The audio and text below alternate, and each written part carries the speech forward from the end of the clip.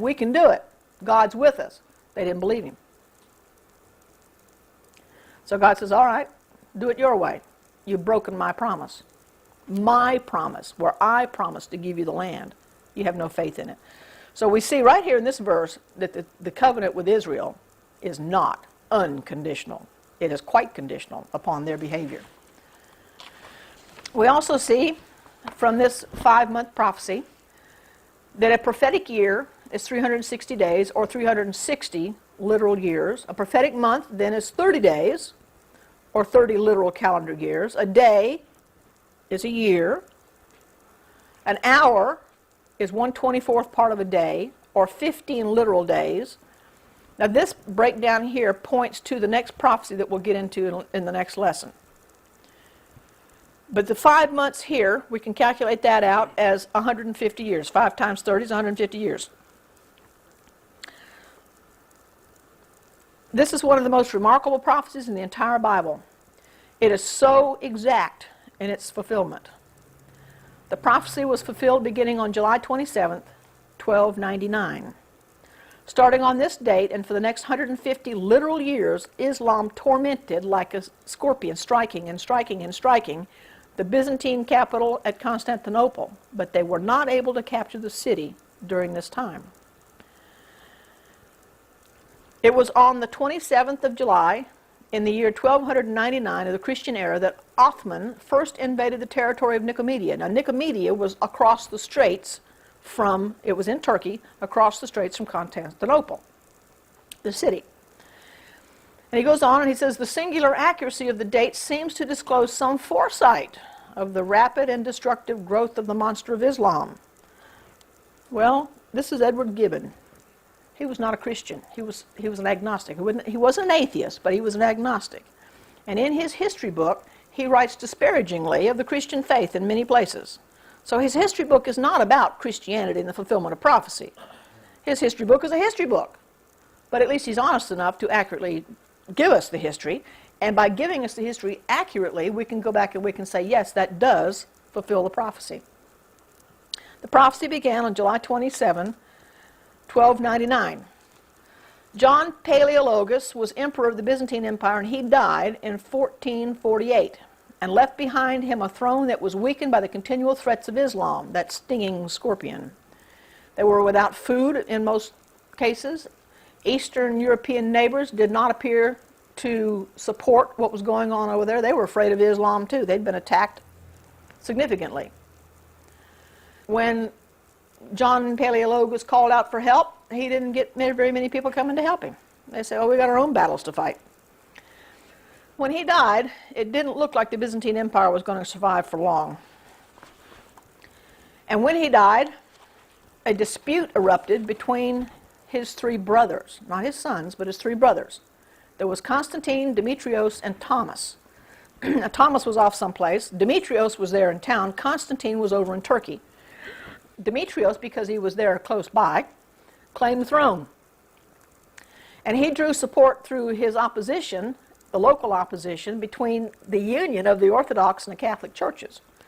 This had been going on since the 1000 and something, where a real rift and division, because the Roman head of the church said, we are the Pope, everybody should bow the knee to us.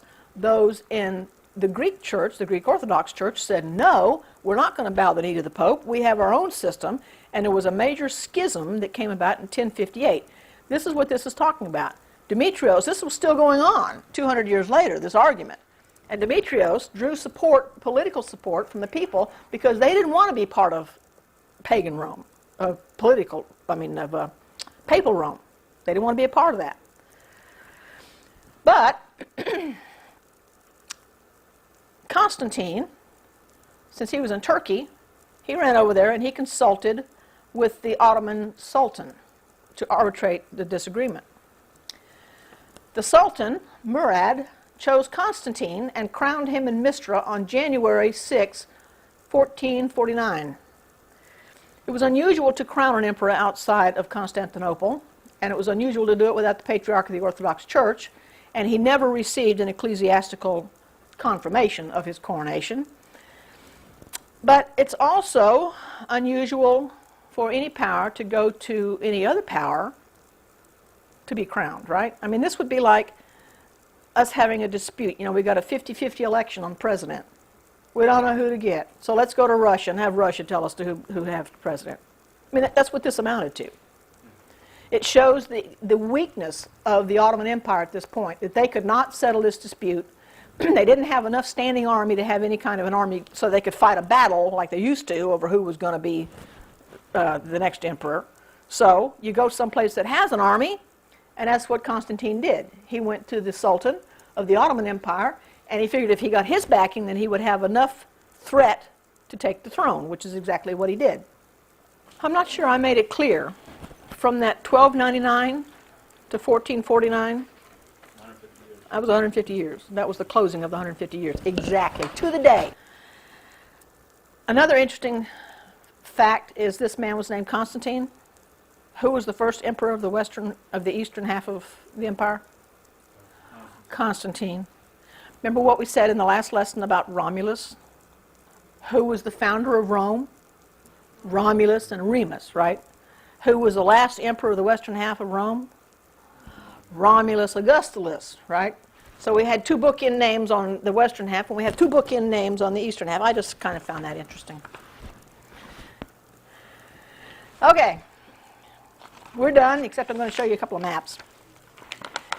This is the area.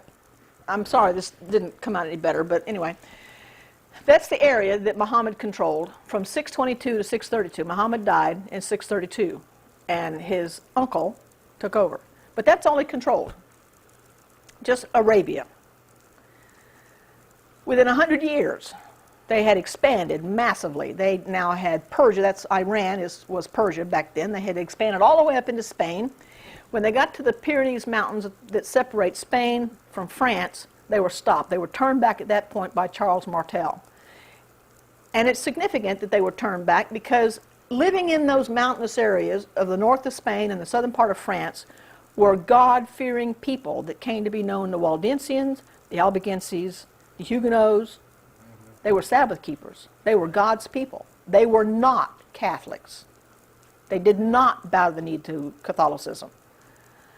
They lived in the mountains because they were remote enough that the papacy didn't bother them. God said, I will protect my people from the plague of Islam.